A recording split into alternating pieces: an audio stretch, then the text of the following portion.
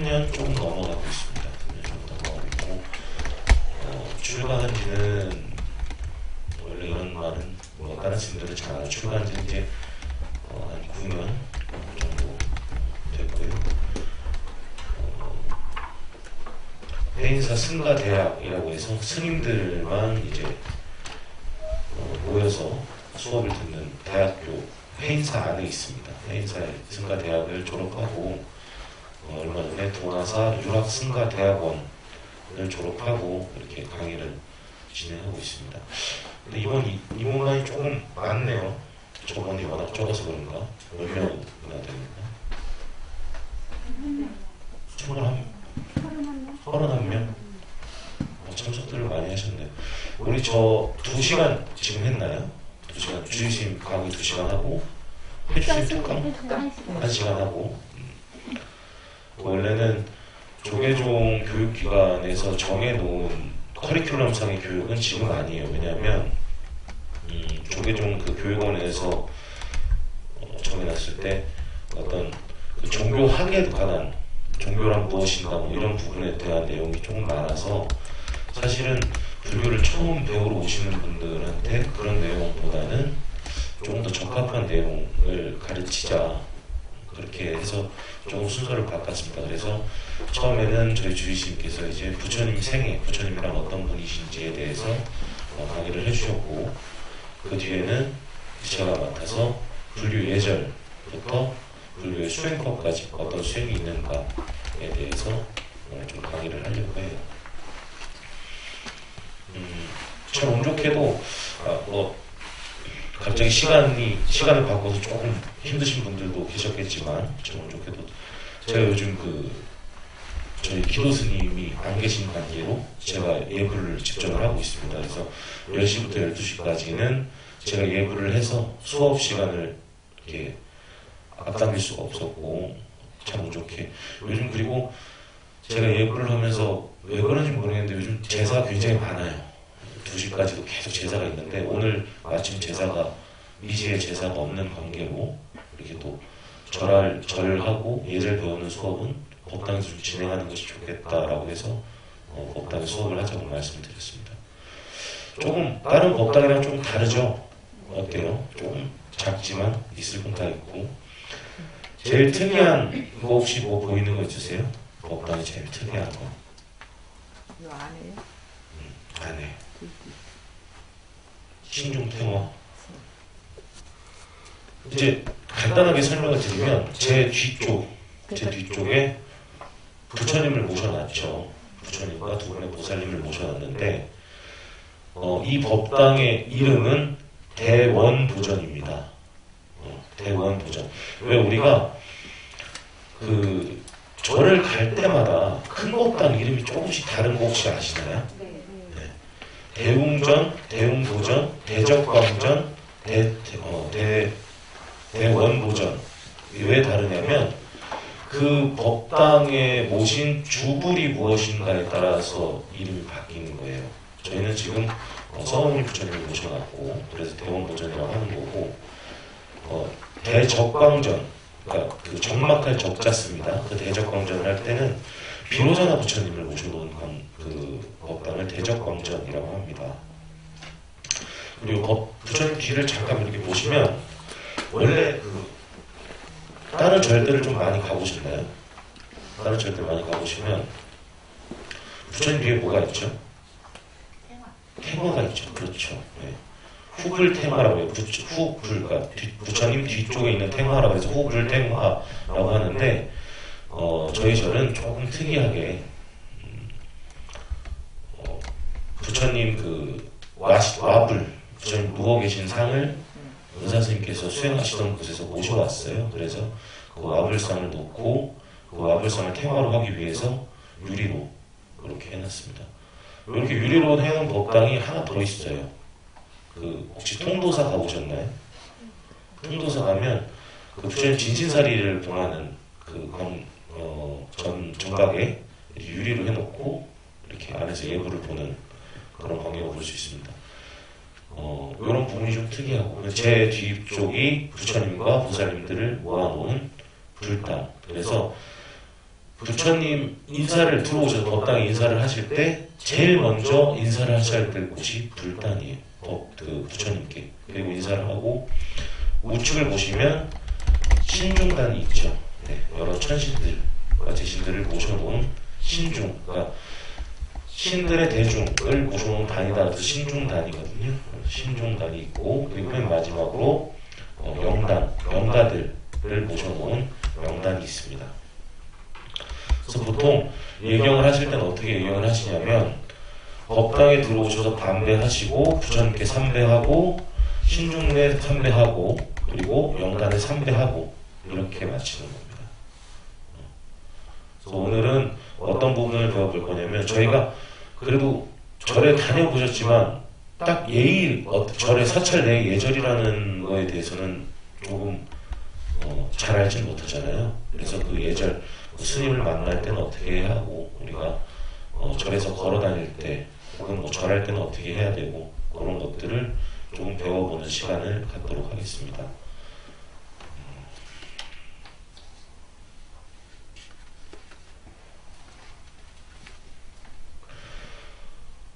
일단 처음으로 불교 생활에서 가장 중요한 게 뭘까요?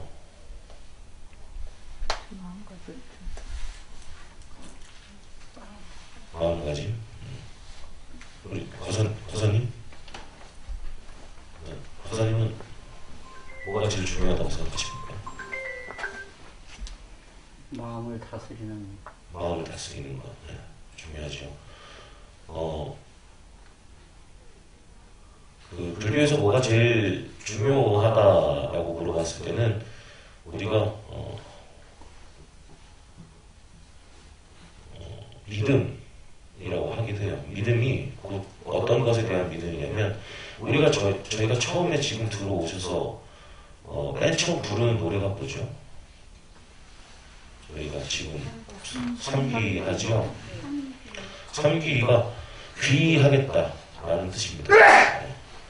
그쪽으로 돌아가서 의지하겠다.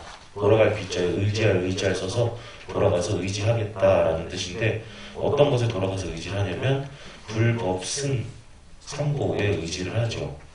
그래서 믿음에 대한 이야기를 했을 때 네 가지에 대한 믿음이 있어야 된다고 해요. 불법승 그리고 뭐냐면 계율에 관한 믿음이 있어야 됩니다.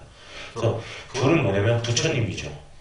법은 부처님의 가르침 팔관대장경 그리고 승은 승단, 승가를 읽었습니다. 그래서 이게 왜 수미장사 와서 조금 그 부분도 다르신데 저희는 승가애보라고 하죠. 노래를 부를 때. 근데 다른 절의 삼귀를 들어보면 어떻게 하냐면 스님들께라고 합니다. 근데 이게 왜 다르냐면 부처님께서 경전에 말씀을 하셨어요.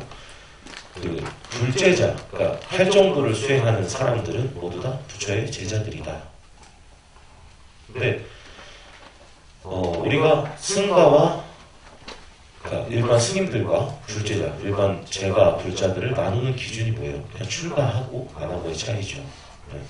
그죠? 근데 다 똑같은 부처님의 계율을 지키고 사는 사람들이고 부처님 법을 공부하는 사람들이면 스님들만이 존경한 것이 아니고 이 승가 자체가 존경한 것이다. 승단으로 해야 한다라는 게 저희 큰 스님 말씀이시기 때문에 그렇게 바꿔놓은 거고 그리고 마지막 계율은 뭐냐면 혹시 계율 들어보셨나요? 5개. 우리가 지금 방금 그 삼귀의 했잖아요. 그게 삼귀의계라고도 합니다. 그리고 삼귀의계와 5계를 받아 라고 해요. 우리 일반 제가 불자들이 5가지 계를 받아요. 나중에 입문관을 다 졸업을 하시면 계를 5개를 받는데 뭔 계를 5개를 받냐면 살도, 음망, 부름주 이렇게 5개 받습니다. 살도, 음망, 부름주. 살은 살인, 네, 살생. 그리고 도는 도둑질, 투도. 네. 음은 뭐냐면 음행, 사음. 망은 망어, 거짓말하고 나쁜 말하고 이간질하는 것. 네. 그리고 마지막 부름주는 술을 마시지 않는 것. 5개를 받아요. 그래서 그 믿음에 대한 이야기를 할 때 우리가 불법승을 믿고 그리고 개를 믿어야 된다. 그리고 승을 믿는다라는 이야기를 어떻게 풀어서 해석을 해봐야 되냐면 부처님께서 이렇게 처음에 말씀을 하셨을 때 어떻게 말씀을 하셨냐면 우리는 지금 우리 조계종은 어떤 종풍을 가지고 있는 종교냐면 종단이냐면 참선수행, 강화선수행을 제일 놓치는 종단입니다. 참선수행을. 근데 부처님께서 말씀하신 초계 그 아함경에서 말씀하신 것들은 약간 달라요. 어떻게 다르냐면 이건 나중에 뭐 수업하면서 또 똑같은 얘기가 나올 수도 있으니까 굳이 안 적어줘도 됩니다. 부처가 되는 것에 대한 이야기를 하시죠. 부처가 되려면 부처가 되는 것은 수행적인 측면이나 교리적인 측면 둘 중 어느 것이로도 가능하다 하는 겁니다. 수행적인 측면은 뭐냐면 저희가 나중에 공부를 할 거지만 37조도품을 37가지의 도를 도와주는 도를 이루는데 도움을 주는 것을 수행하는 것, 그리고 활정도를 수행하는 것, 육바라밀행을 수행하는 것, 그리고 교리적인 측면은 뭐냐면 연기법, 인연 상기법에 대해서 올바르게 이해하는 것, 그리고 우리가 사성제에 대해서 올바르게 이해하는 것, 그리고 마지막 선법, 불선법에 대해서 올바르게 고찰하는 것. 이게 나쁜 법이다, 좋은 법이다. 이것을 올바르게 고찰하는 것. 이것 어떤 것으로도 이 두 가지 양쪽 변 어떤 것으로도 우리가 부처를 이룰 수 있다라고 얘기를 하셨어요. 우리가 아는 거랑 좀 다르죠. 우리는 참선해야만 부처가 되는 걸로 알고 있잖아요. 참선수행. 하지만 그게 아니고 어떤 방법이든지 계율을 잘 지켜서 부처가 될 수도 있고. 우리가 부처님 당시 때 그래요. 아주 좀 머리가 조금 아란한테 이런 말을 하면 안 되죠. 머리가 좀 지능이 조금 떨어지시는 부처님이 법문을 막 해주셔도 이해를 잘 하지 못하는 그런 비구 스님이 한 분 계셨어요. 부처님께서 그 비구에게 이렇게 얘기를 하세요. 마당 쓰면서 개송이나 하나 외워라. 그래서 그 비구가 그 다음날부터 마당을 막 쓰면서 한 개송만 외웁니다. 그거 한 개송을 외워서 아라한과를 얻었다고 해요. 마당 쓸다가도 아라한이 되는 게 불교라는 겁니다. 이게 굳이 너무 어려운 종교가 아니에요. 그러니까 어렵게 생각하지 마시고 조금 쉽게 생각하시고. 그래서 우리가 이 부분에서 중요해야 될 건 뭐냐면 이 수행적인 측면을 수행을 할 때 자리이타라고 합니다. 이익될 이자를 써서 자기를 이롭게 하고 타인을 이롭게 하는 거예요. 그걸 자리이타라고 해요. 그래서 이 수행이 어때요? 지금 제가 방금 초반에 말했던 37조도품이 뭐냐면 이건 제가 나중에 한 2시간 정도 경전으로 직접 수업을 해드릴 거예요. 그래서 지금은 이렇게 어떤 개념만 알고 계시면 됩니다. 자, 숫자를 다 더한 게 37가지라 37조도품이라고 하는 거예요. 사념처, 사정근, 사유의적, 오근, 오력, 칠각지, 8정도입니다. 그래서 4, 4, 4, 5, 5, 7, 8 그리고 다 더하면 37이에요. 그래서 37가지의 도를 도와주는 어떤 수행 방법. 그 수행 방법이 초기 불교에서 추천하던 방법이에요. 내 몸, 내 마음을 살피는 방법. 그리고 내 행동이 그릇되지 않게 살피는 방법. 이건 어때요? 남을 위한 수행이 아니죠. 자기를 위한 수행이죠. 그리고 제가 그 뒤에 바로 이어서 말했던 육바라밀행은 뭐냐면 이 조도품 그 수행 방법에 입각해서 거기에 어떤 측면을 더 더한 거냐면 이 수행으로 남을 도와줄 수 있는 방법을 더 넣은 거예요. 저희가 이 인도 쪽, 미얀마 쪽 이런 불교를 소승불교라고 하죠. 그리고 이렇게 중국 쪽으로 넘어온 지금 우리나라에 있는 불교를 뭐라고 하냐면 대승불교라고 해요. 그 소승, 대승 이렇게 이야기를 할 때 승자가 무슨 승자냐면 술의 승자거든요. 소승은 뭐냐면 작은 수레죠. 그러면 대승은 큰 수레죠. 이 작은 수레와 큰 수레가 뭘 의미하냐면 여기는 수레 탄 사람이 적다는 거예요.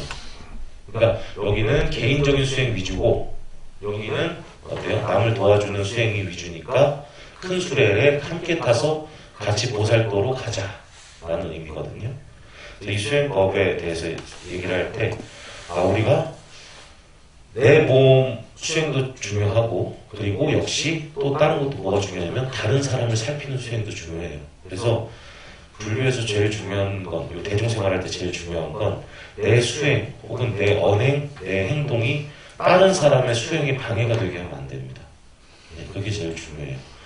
우리 이렇게 처음 발심한 사람들을 초발심자라고 이야기를 하고 그 초발심 작용문에 이렇게 써져 있는데 수원리하고 친근현성하라라고 이야기가 써져 있어요. 수원리하고 다만 모름지기 나쁜 것을 멀리 여의고 친근현선 현명하고 선한 것을 가까이 해라. 그게 뭐예요? 친근하고 현명한 것이 수행에 도움이 될 만한 것이에요. 근데 우리 이렇게 지금 다 처음 발심해서 그러잖아요. 그러면 항상 생각하고 말씀하실 때 내 행동이나 내 말이 이 사람들에게 조금 어떻게 이 사람의 수행이 방해가 될 수 있겠구나. 이 사람의 수행을 저해할 수 있겠구나. 이렇게 하면 좀 그걸 안 해주시는 게 좋아요. 절이든 뭐든 다. 그래서 우리가 이제 기본적으로 저 어떤 예절이 있는지 예절을 한번 그 자리에서 일어나서 같이 해보면서 좀 알아보도록 하겠습니다.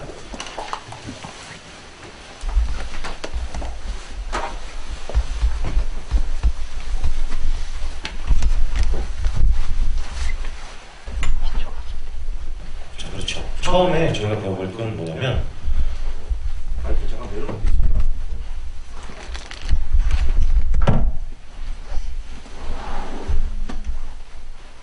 차수랑 합장이에요. 합장은 잘 아시죠? 네. 합장 먼저 한번 해보겠습니다. 합장 이렇게 한번 해볼게요.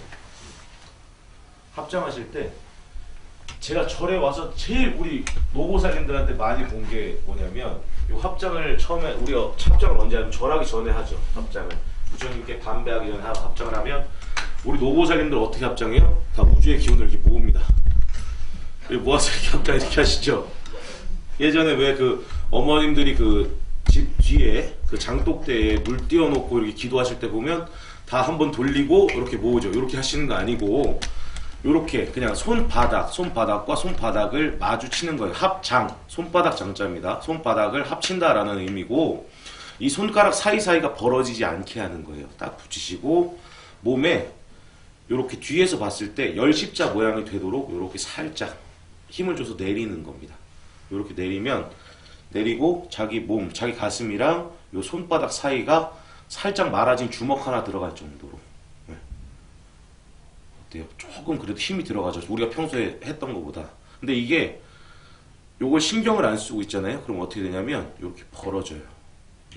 요 합장한 거 신경을 안 쓰고 있으면 이건 자연스러운 겁니다. 왜냐면 요렇게 뭉치는 것보다 요렇게 하는 게 힘이 덜 들죠. 그러니까 요 가만히 있으면 요게 이렇게 벌어져야 돼. 단 이렇게 자기가 마음을 다잡아서 좀 풀어지지 않도록 이렇게 하셔야 됩니다. 그래서 합장하고 저두, 그러니까 고개를 내린다라는 의미예요. 저두 고개를 할 때는 요렇게 전체를 이렇게 숙이는 게 아니에요.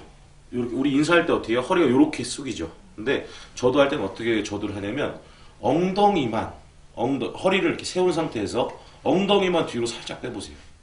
그럼 어떻게 돼요? 요렇게 되죠. 허리가 이렇게 선 상태에서 이렇게 그냥 가볍게 굽혔다가 올라오는 거죠. 그렇게 하시는 겁니다. 그리고 그 다음에는 차수예요. 지금 이 합장은 인사하기 전에 하는 거고 차수 한번 해보겠습니다. 차수는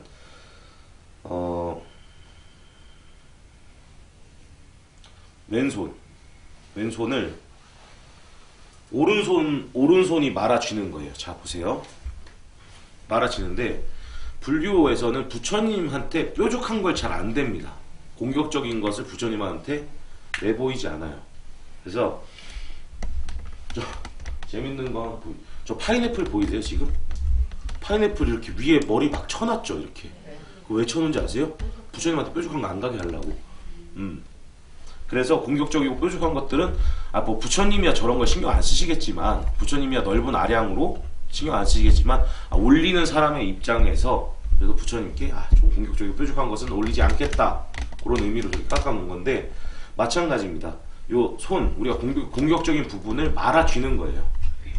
절에서 다닐 때는. 그래서 절에서 다닐 때는 이 차수를 하고 다녀야 되는데, 자 요렇게 있죠. 요렇게 있으면 약간 이렇게 굽혀보세요. 자 왼손 이렇게 있죠. 이렇게 굽힌 상태에서 요 손으로 이렇게 말아주는 거예요. 자 그럼 이렇게 됐죠. 이렇게. 그 상태에서 자기 단전 있는 쪽에 살짝 이렇게 내려놓으십시오.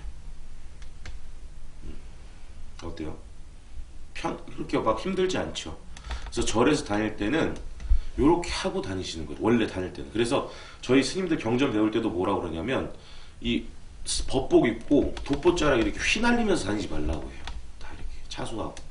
우리 스님들이 예불을 하러 나가기 전에 걸어서 올라가는 것을 그 기러기들이 날아다니는 것 같다고 해서 안행이라고, 기러기 안자에서 안행이라고 씁니다. 그래서 우리 스님들이 어떻게 다니냐면, 자기 앞에 이렇게 사람이 있으면 한 1m에서 1.5m, 그 사람이 법복을 내가 방해하지 않을 정도로 떨어지고 이렇게 차수하시고, 그리고 시선은 정면을 보는 게 아니라 약간 밑을 보시는 거예요. 밑을 보고 이렇게 걸어가는 거예요. 무건을 하고. 그래서 우리가 보통 절에 들어가면 우리 어린 스님들한테, 그러니까 처음 들어온 스님들한테 뭘 하라면 4개를 하라 그래요. 차수, 시선 하향, 무건, 발끝 모음. 발끝은 뭐냐면 부처님 앞에 섰을 때 이렇게 모으고 서라는 거예요. 이렇게 앞에 이렇게 모으고 서라는 거. 그래서 이렇게 서서 부처님 인사할 때는 아까 마찬가지로 엉덩이만 살짝 빼는 걸로. 혹시 절을 좀 다녀보신 분이 있나요? 절 바지 입으신 분 잠깐 나오세요.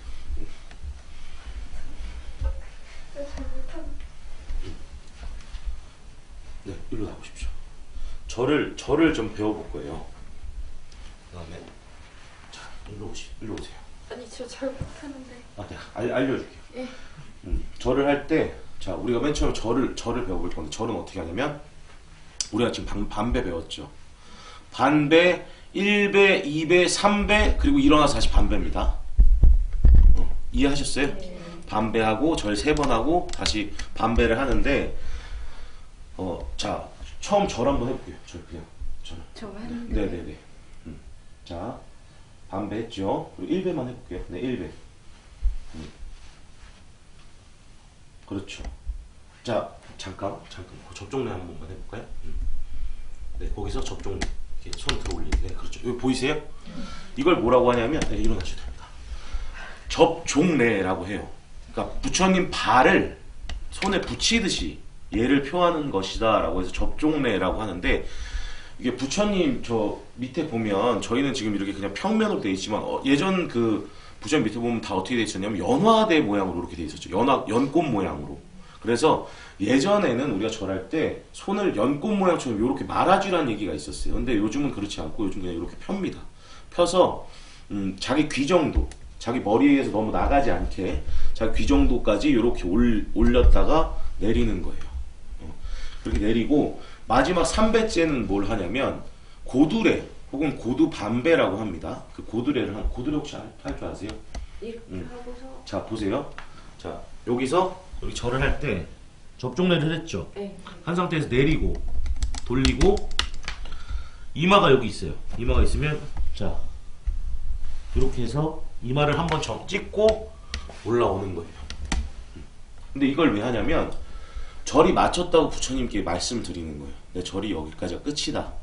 절을 더 할 수 있지만 이만 절 마치겠습니다 라고 하는 겁니다. 그래서 접종례를 한 후에 내려서 손을 모아서 이마를 대고 다시 이마를 한번 땅에다가 대고 이렇게 합장하고 올라오는 거. 근데 우리 절을 이렇게 했죠. 절을 이렇게 한 상태.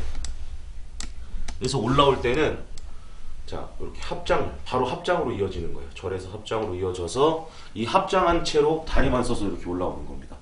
이해하셨죠? 네. 자, 절이 되시겠어요? 치면 괜찮은가? 네. 그리고 하나만 더 얘기를 할게요. 잘 하기 전에 이게 우리가 법구라고 해요. 이렇게 목탁, 요령 그리고 이 죽비 이런 것들 법구라고 하는데 어떻게 보면 신호를 주는 거예요. 절을 할 때 언제 절을 해라 그리고 언제 반배를 해라 이렇게 얘기를 하는 건데 어떻게 처음에 신호를 주냐면 우리가 처음 법당 들어갔을 때 아까 처음 말했던 것처럼 어떻게 해요? 차수 이렇게 하고 있죠. 차수하고 있는데 그 목탁을 준 스님이 이렇게 또르륵 한번 치면 이건 준비하세요라는 얘기예요. 그럼 바로 합장하시면 돼요. 네. 그리고 목탁을 한번 내립니다. 내리는 건 반배 혹은 절이라고 생각하시면 돼요. 내리는데 이렇게 했죠. 그럼 다 내려갔죠. 또르륵까지 했죠. 거기서 이렇게 쳐요. 이게 뭐냐면 올라오라는 얘기예요. 그래서 절을 할 때는 어떻게 하냐면 자 다 내려갔죠. 그러면 접종례 하세요라고 한번 쳐요. 접종례를 했죠.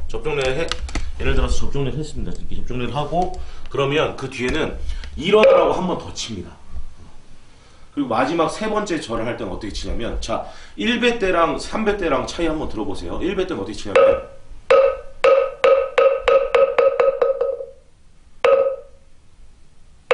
이게 1배 때예요. 3배 때는 어떻게 치냐면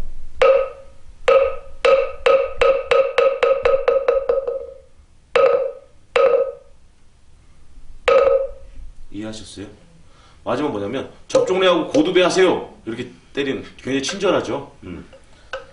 마찬가지로 목탁으로 죽비로 절을 할 때가 있습니다. 죽비로 절을 할 때는 어떻게 하냐면 마찬가지예요. 똑같이 차수를 하고 있다가 탁 치면 합장하는 거예요. 그리고 이건 똑같습니다. 이건 뭐 고두례 접종례 하세요 할 때만 쳐요. 어떻게 하냐면 반배랑 1배랑 똑같이 치는데 이건 올라올 때는 안 칩니다. 고두례 할 때만 쳐요. 자, 반배 할 때 이렇게 하는 거예요. 반배. 맨 마지막 올라올 때 한 번 더 치죠. 그러니까 잘 보세요. 저 한번 하는 거 보세요. 이렇게. 그럼 이게 절이든 다 똑같아요. 단 마지막에 그 고두례를 할 때 어떻게 하냐면 자. 이 상태에서 이 죽비 든 사람이 내려가서 이렇게 칩니다. 그럼 이제 올라와가지고 다시 반배하고 하면 거의 끝나는 거예요. 이해하셨죠? 그러니까 이게 지금 예전에 원래 절마다 다 달랐어요. 다 달라가지고 신도들이 가면 여기서는 뭐 이렇고 저기서는 이렇고 이걸 어디다 맞춰야 돼. 그래서 조계종 표준항이라는 걸 만들었습니다. 그래서 지금 이게 지금 가르쳐드린 게 조계종에서 가르쳐드린 표준안이고요. 그래서 제 또래에 출가한 스님들은 거의 다 이렇게 지금 해요. 좀 맞추자 해서 우리 인사도 안 맞는 건 좀 그렇고 그래서 우리 한번 절을 한번 해보겠습니다. 좀 이해 안 되시는 건 혹시 어려우신 거 있나요? 물어보셔도 상관없습니다. 네. 자 그럼 가볍게 반배 먼저 반배만 자 또르륵 치면 차수 네, 합장하고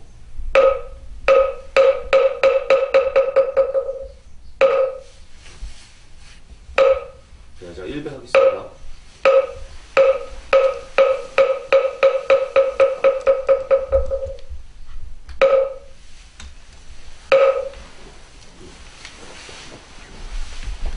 올라가야죠.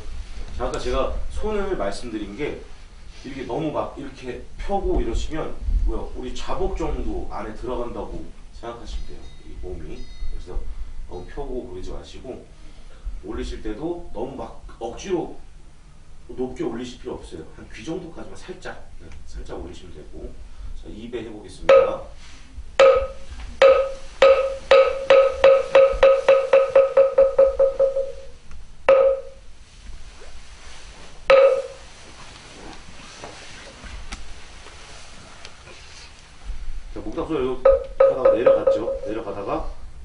또르륵 치면 접종내 하세요. 그래서 접종내 하고 나서 다시 또르륵 치면 일어나세요.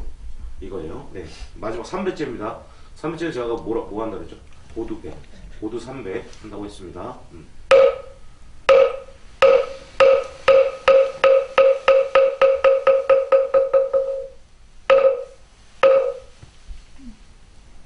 고두배 한번 해보세요.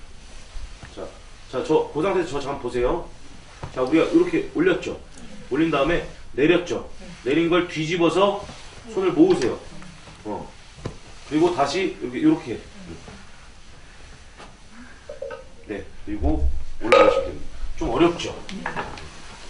자, 우리 한번 평면적으로 봅시다. 우리가 여기가 지금 바닥이에요. 네, 여기가 바닥이라 지금 내 머리가 이마가 다 있는 상태예요. 그러면 자. 요렇게 우리가 맨 처음에 절을 할 때 이렇게 내려갔죠. 내려간 상태에서 접종을 했죠. 내렸으면 내려가지고 요렇게 해서 이렇게 모으면 돼요. 모으고 나서 우리 일어나야 되잖아요. 이제 일어나야 되면 요렇게 네, 이렇게 하고 합장하시면서 일어나면 돼요. 이해하셨어요? 한 번만 더 해볼까요? 네. 자, 마지막 3배만 해보겠습니다. 3배가 잘 안 되니까. 자, 3배째입니다. 네.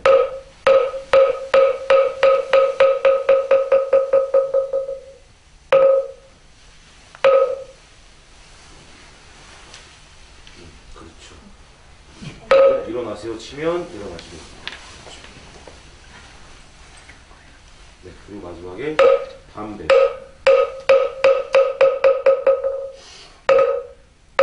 어때요? 한 번만 더 해. 자기 손 한번 봐봐요. 막 이제 절 3번 했다고 막 벌써 풀어지죠, 이렇게. 자, 그러면 한 번만 더 연달아 해보겠습니다. 이어서 반배, 3배, 반배 이렇게. 거사님 좀 힘드시면 그냥 앉아 계셔도 돼요. 거사님 잘하세요. 왜? 절이 조금 힘드시면 조금 천천히 하셔도 됩니다. 네.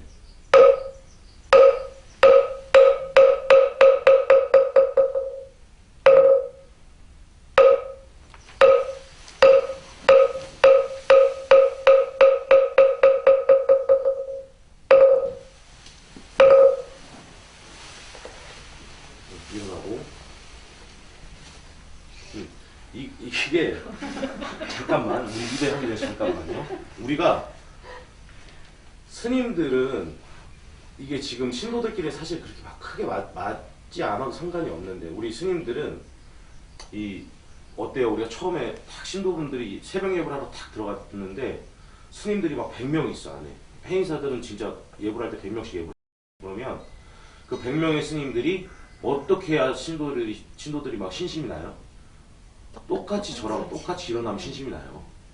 그 100명 스님이 한 번에 훅 절했다가 한 번에 훅 일어나면 야, 우리 스님들 참 멋있다 이런 생각이 난다고 신도들이. 그래서 저희는 이걸 맞춰요. 맞추는데 언제 절할지도 사실 다 맞춰요. 이렇게 몇 번째 글자에 절하십시오 이렇게 강원 들어가면. 그리고 그걸 매일같이 연습시키고 안 되면 밤에 혼나기도 합니다. 우리 스님들은. 근데 그럴 때마다 왜 그래도 못 맞추시는 분들이 있어요. 우리가 아까 내가 언제 일어나야 될지 모르겠다. 잘 목탁 소리에 잘 구분이 안 간다. 이러면 어떻게 하시면 되냐면 옆에 CC 보시면 됩니다. 이렇게 했잖아요. 그러면 이렇게 살짝 보시면 한 요만큼만 돌려도 다 보여. 무슨 말인지 알겠죠? 네. 그러니까 한번 다시 내려가 보겠습니다. 자, 2배째입니다.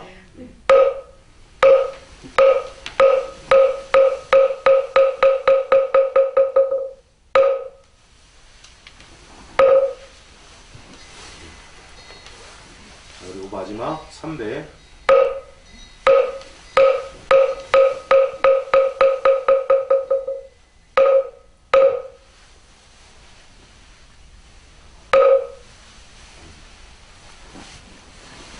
잘하네요. 잘 안 들리죠? 자, 마지막. 절 안 할 거예요. 설명만 할 거예요. 내려가는 소리 한번 들어보세요. 목탁이. 다 내려갔죠.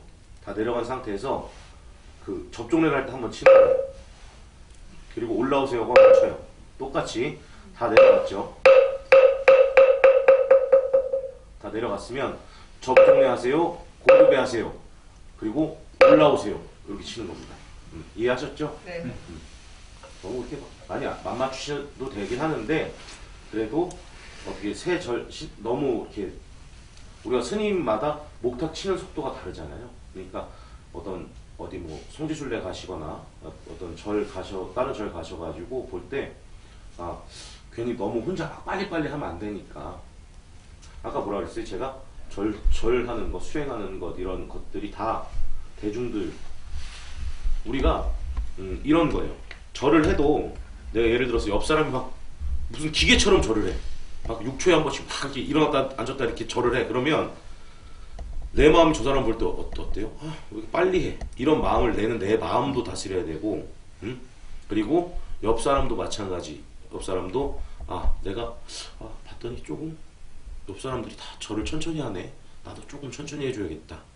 이렇게 하면 이렇게 둘이 서로 맞추기 시작하면요 싸울 일이 없어요. 막 문제 될 일이 없어요. 그러니까 그런 것들 하나하나 우리가 맞춰가는 것들이 수행인 거다. 그래서 이렇게 하고 일단 우리가 절까지 배웠죠.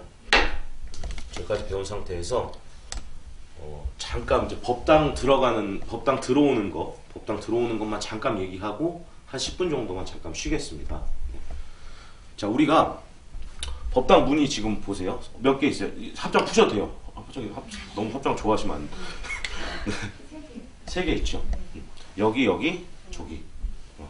저 가운데 문을 뭐라고 부르냐면 절이 다 똑같습니다. 절은 심지어 어떻게 되어 있냐면 앞에 문이 3개인 경우도 있어요. 옆에, 그러니까 큰 법당 같은 경우에는 이 법당 정면에 있는 문이 3개인 경우도 있어요. 그리고 올라가는 계단, 역시 큰 법당 정면에 이 올라가는 계단 있죠. 그 계단도 3줄이 있는 경우가 있어요. 근데 법당이든 어디든 법당이든 길이든 뭐든 가운데 건 안 쓴다고 보시면 돼요. 절에서. 왜냐면 그 가운데 건 뭐가 가냐면 부처님 공양물. 우리가 사실 때 지금 부처님 바로 밑에 빨간색 앞쪽에 그 금색 그릇 보이시죠? 네.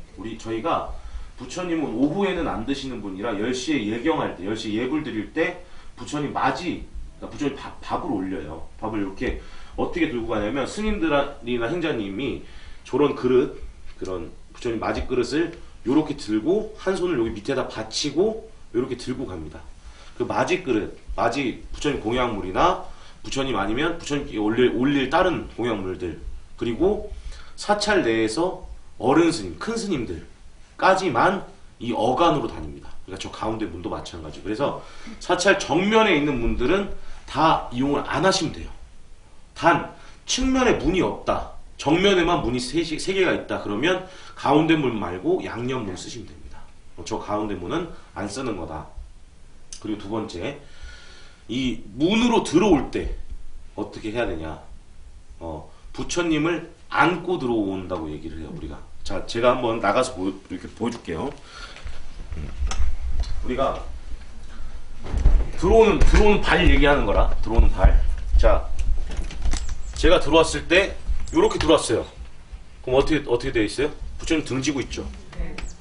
근데 내가 이렇게 들어왔어요. 어떻게 해요? 부처님 마주보고 있죠. 안고 있죠. 그러면 내가 마주보는 부처님을 안는 발로 들어오는 거예요. 저쪽에서 들어오면 반대겠죠, 발이. 그래서 마주보는 발로 들어와서 합장 반배하고, 그리고 가운데 가서 원래는 저희 법당이 좀 좁지만 원래는 어떻게 하냐면 여기서 여기, 그러니까 가운데 어간을 부처님을 이렇게 넘어갈 때도 반배를 하는 겁니다. 그래서 여기서도 반배를 하고, 그리고 나서 부처님 앞에 가서 향을 올리는 거예요. 자, 우리도 향 많이 올리죠. 법당 가면 향이 이렇게 있습니다. 향을 이렇게 타지를 하고 불에다가 이렇게 살짝 붙이세요. 살짝 붙이면 불이 붙어 있죠. 근데 이거를 막 이렇게 하는 거 아니에요. 이렇게 잡고 이렇게 불을 예를 들어서 이렇게 붙였으면 이렇게 잡은 상태에서 손을 이렇게 살짝 올리시면 돼요. 손을 살짝 올리면 이게 꺼져요.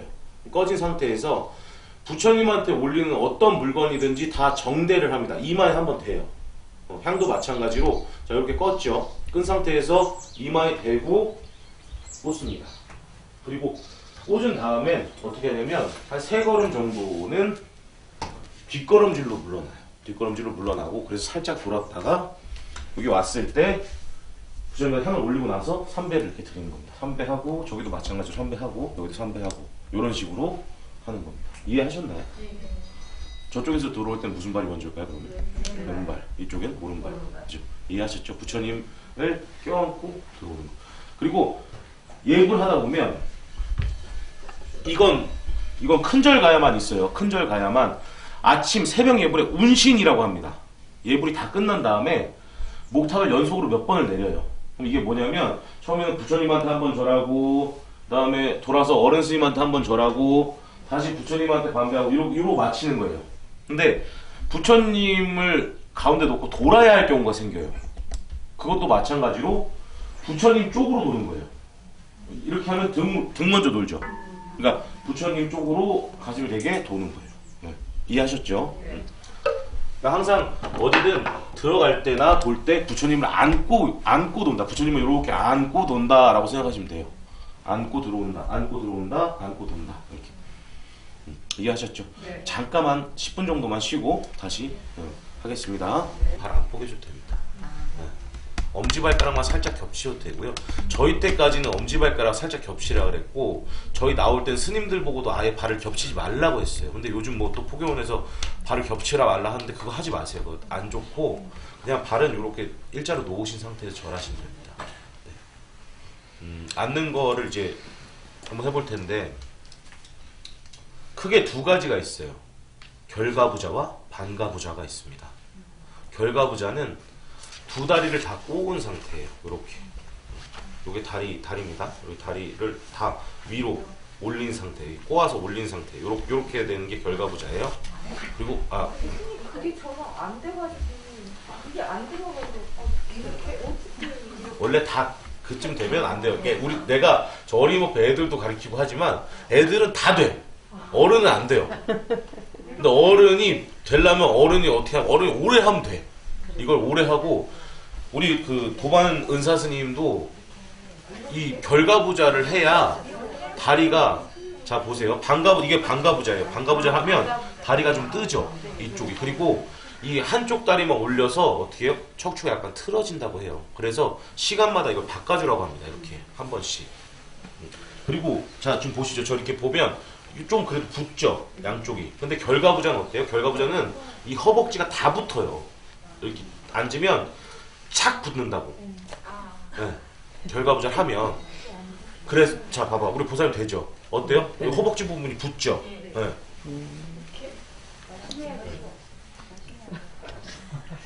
그러면 저게 더 편하다고요. 수행을 오래 할 때. 그래서 저희 도반 스님, 은사 스님도 참선하시는 스님인데 허벅지가 굵어서 그래. 붙지 않는 건 어떤 그 자세의 특징이나 그 자세의 문제가 아니라 자기 몸의 문제라고 생각하시면 됩니다. 근데 힘들어요. 그죠? 힘들죠. 그러니까 저렇게 되는 스님이 있는데 우리 도반 스님이 그랬어요. 40살이었어요. 우리 도반 스님은 그 은사 스님이 어떻게 했냐고 이거 옛날 방법입니다. 여기 묶어놨어요. 2시간씩. 그 스님 지금 결가부자를 굉장히 잘해요. 아주 은사 스님한테 너무 감사하대. 그런 얘기를 듣고. 근데 굳이 결가부자가 안 되시면 반가부자 하시면 돼요. 반가부자 하시고 자 이렇게 다리가 이렇게 있으면 자 한쪽 발꿈치를 자 깊게 이렇게 넣으시고 이 발을 또 위로 이렇게 올리는 거예요. 그래서 발바닥이 천장을 향하면 됩니다. 이건 편하죠. 네. 그리고 이게 조금 그래도 좀 덜 붙으신다 이러면 어떻게 하면 되냐면 좌복 있죠. 지금 조금 자세 불편하신 분들은 일어나셔가지고 좌복 반 접어서 엉덩이 고개 깔고 앉아보세요. 이쪽 접어.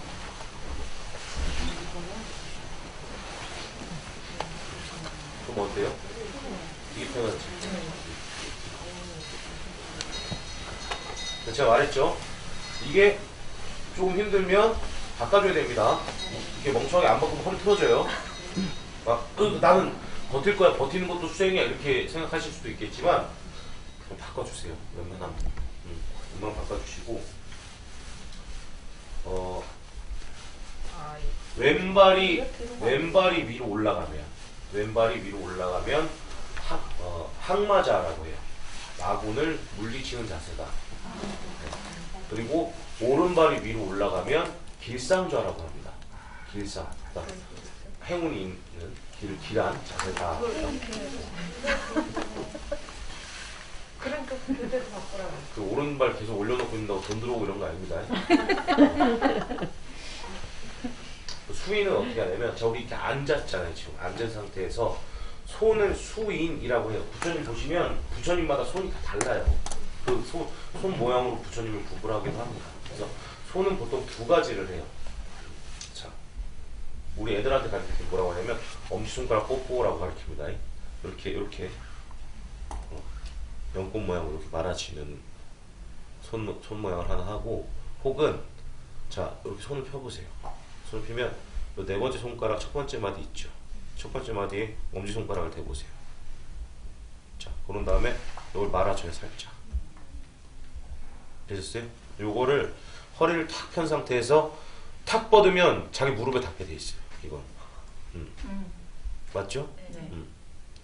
자, 이렇게 해서 앉는 겁니다.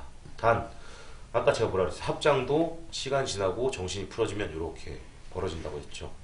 이 수인도 나중에 우리가 참선 명상 수업을 1시간 해볼 거예요. 근데 이 자세가 헝클어지게 돼 있어요. 이렇게 생각이 바뀌면 이렇게 접히기도 하고, 이 손도 내가 분명히 이렇게 접어가지고 안 풀리게 이렇게 탁 해갖고 탁 이렇게 놨어요.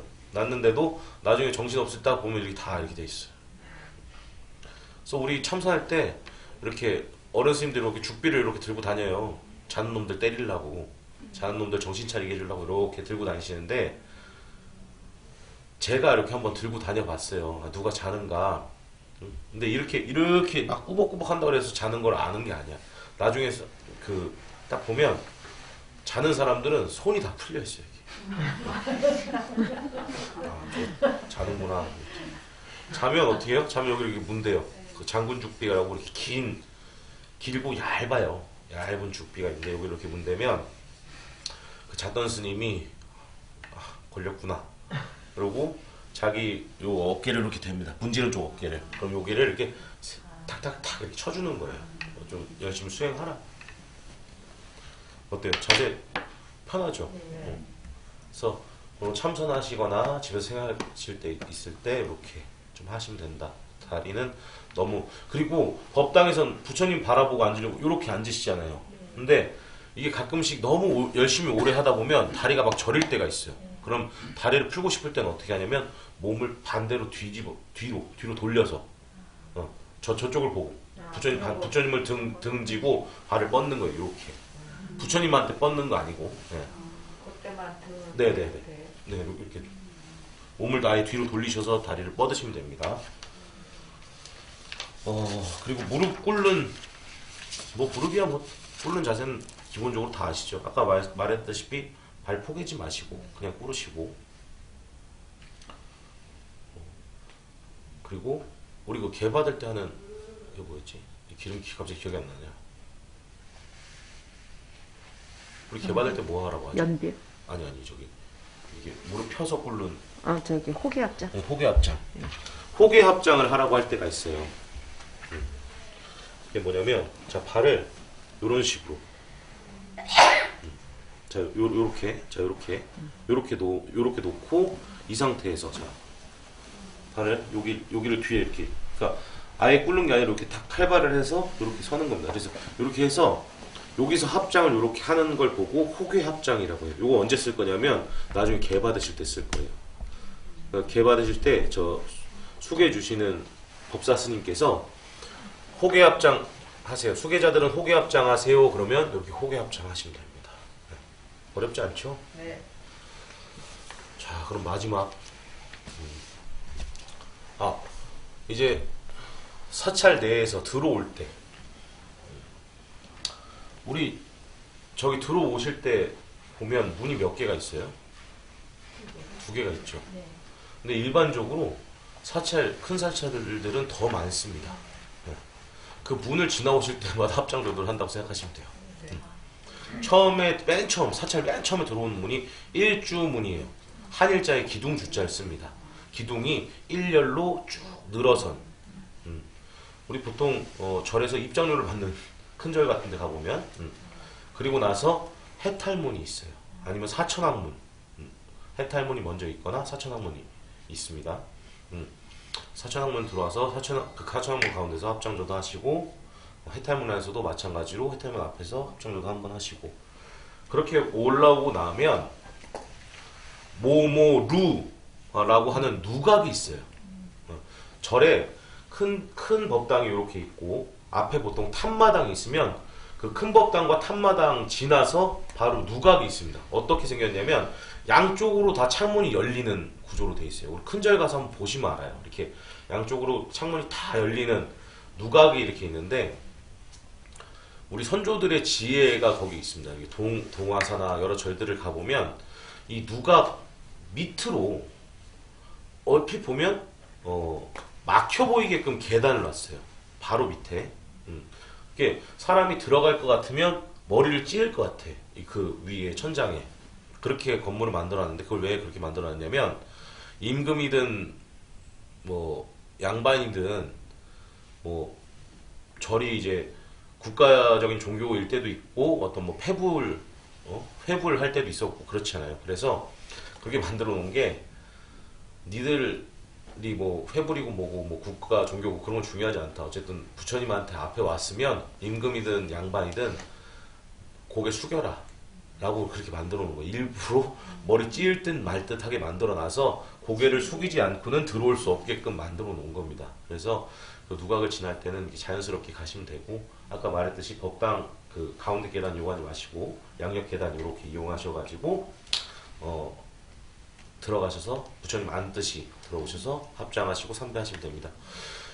그 가다가 스님을 만났을 때가 있어요. 절에서 스님 만났을 때는 가볍게 아까 말했듯이 합장조도 인사하시면 됩니다.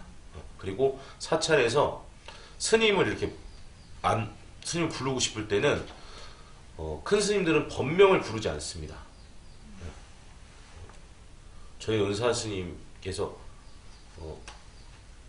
법명이 종자 연자 쓰신 종연 스님이신데 종연 스님 이렇게 부르지 않아요. 그 직책을 부릅니다. 퇴주 스님 이렇게 불러요.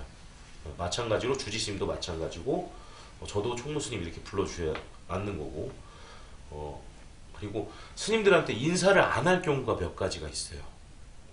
처음에는 공양가 안에서 밥 먹을 때 인사 안 합니다. 그리고 스님과 내 높이 차이가 많이 날 때, 예를 들어서 스님 뭐 계단 위에 있다거나 어디 그 높은 곳에 있을 때, 혹은 스님 밑에 있어도 높이 차이가 많이 나면 인사하지 않습니다. 만나서 인사하는 거예요.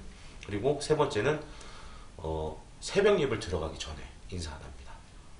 왜냐면 저희가 새벽 예불은 보통 요즘은 늦춰져서 4시에 하는 경우도 있는데 원래 3시예요. 새벽 예불이.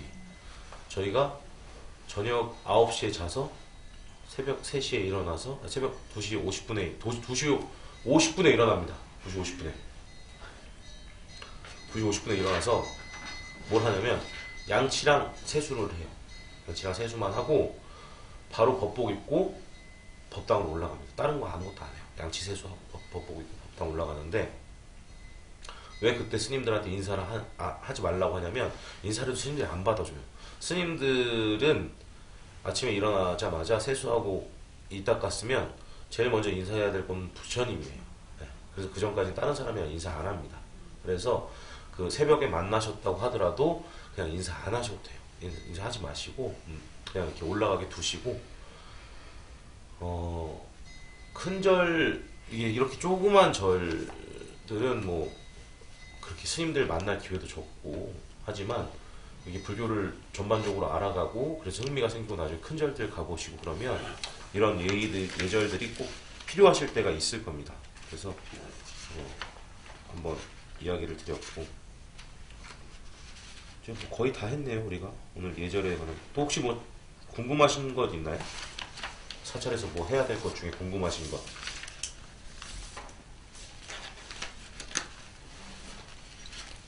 아, 나갈 때도 반배하고 나가는 겁니다.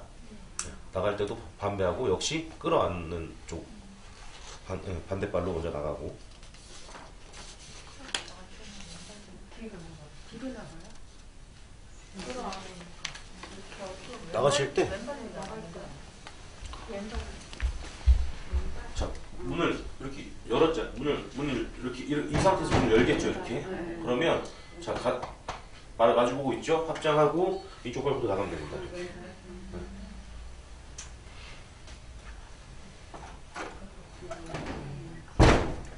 안 어렵죠? 이제 오늘은 약간 오리엔테이션 같은 시간이니까 저도 잘 모르고 여러분들도 저를 잘 모르고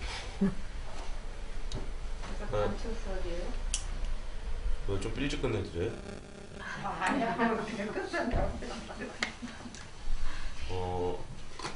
아마 다음 주도 시간이 이렇게 될 수도 있을 것 같아요. 그러니까 혹여 예불 같은 거 조금 나중에 예불도 제가 1시간 정도 조계종에서 많이 하는 예불 위주로 좀 알려드릴 건데 나는 예불하는 것도 한번 보고 싶다라고 하면 먼저 오세요. 먼저 오셔서 같이 예불 드리고 예불 집전하고 그리고 수업하면 더 좋으니까. 몇 시요? 10시. 10시. 뭐 할 일 많으시진 않잖아요. 직장 다니시는 분이 있나요? 우리 저 실장님 직장 다 직장 다니나요? 나만 편하게 사네. 프리랜서. 제가 출가할 때만 해도 1년에 스님이 이걸 얘기를 안 했구나. 제가 지금 여기 띠가 없죠. 이렇게 그냥 비구 스님이란 증거예요. 이게 여기 원래 이렇게 띠가 갈색깔 띠가 있으면 예비 승려라는 뜻입니다. 그래서 출가한 지 4년 동안 어떤 기본 교육기관을 다 이수를 하고 4급 승가고시를 붙어야 이 띠를 뗄 수가 있는데, 그러니까 행자를 하고 완전 갈색 옷 입고 행자를 하고 5급 승가고시를 보고 이제 3위 니가 돼요. 3위 그러니까 여자 스님을 뒤에 니를 붙여서 3위 니, 비구 니 이렇게 하는 거고, 남자 스님들은 3위 비구 이렇게 얘기하는 거고, 3위나 3위 니가 되는데 그 3위 니, 3위에서 한 3년 정도, 4년 정도 뭐 동국대학이라든지 중앙승가대학이라든지 기초선원이라든지 아니면 제가 나온 전통강원 이런 곳을 졸업하면 이제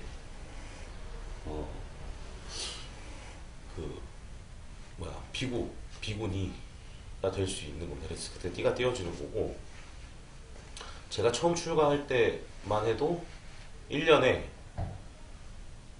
원래 그 여러 절 중에서 해인사를 제일 알아줘요. 제일 힘들다고 해요. 그 생활이. 그래서 그 해인사에서 행자 반장한 사람을 그 전체 행자 반장을 시킵니다. 행자들이 계를 받으러 왔을 때.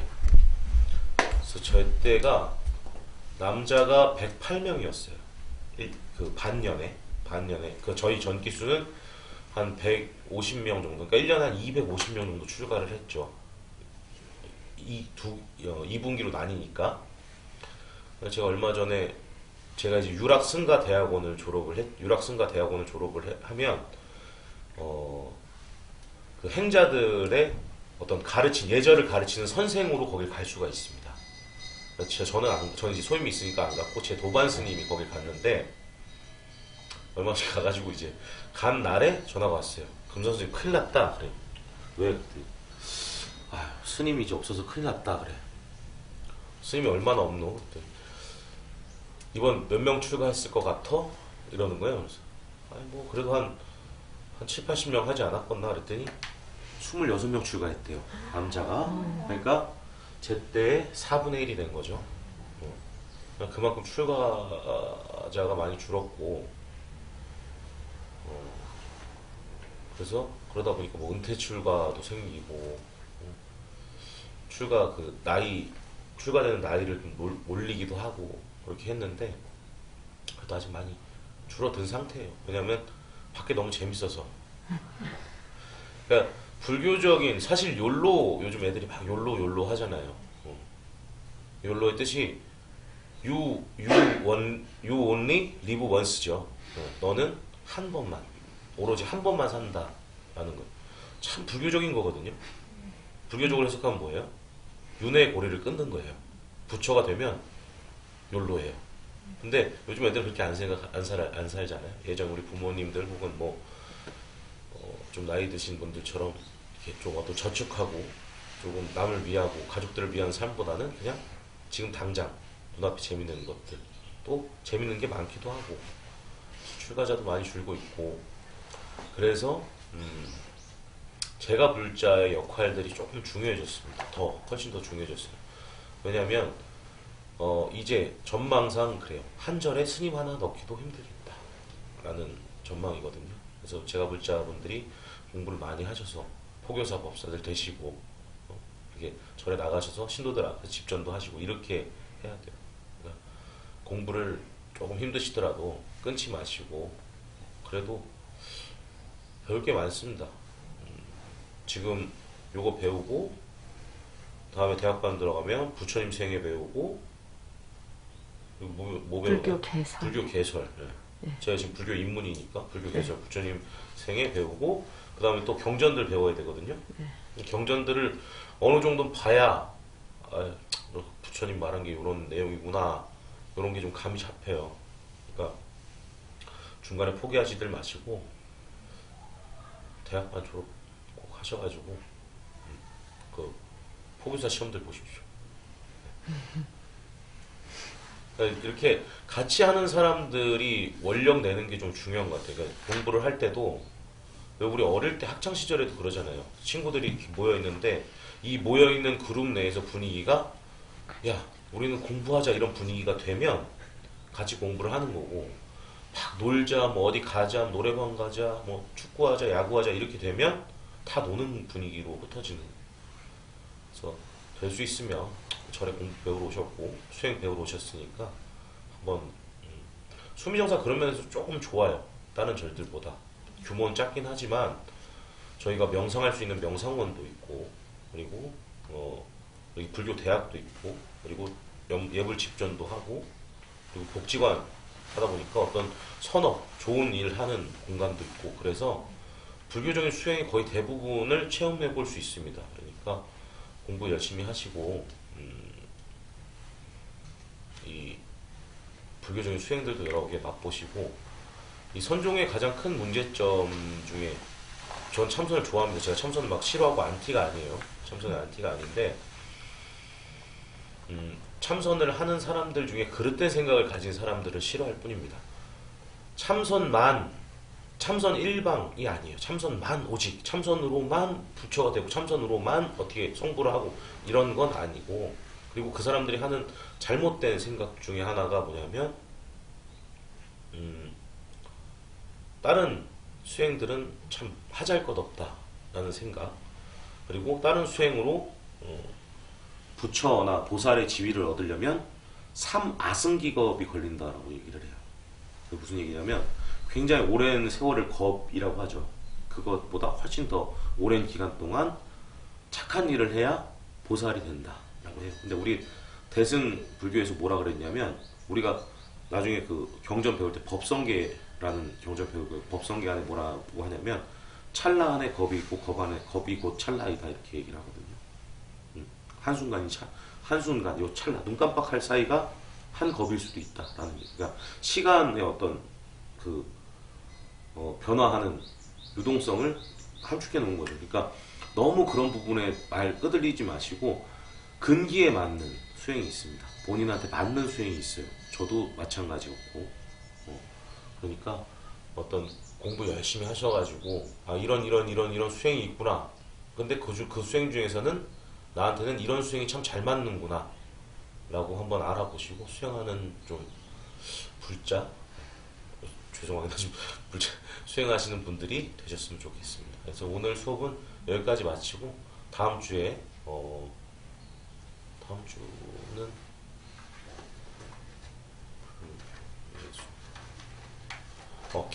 계율 수업 하겠습니다. 다음 주는 계율 수업 할 거니까요. 다음 주에 편안한 마음으로 오십시오. 네, 다음 주에 뵙겠습니다. 네. 예, 금속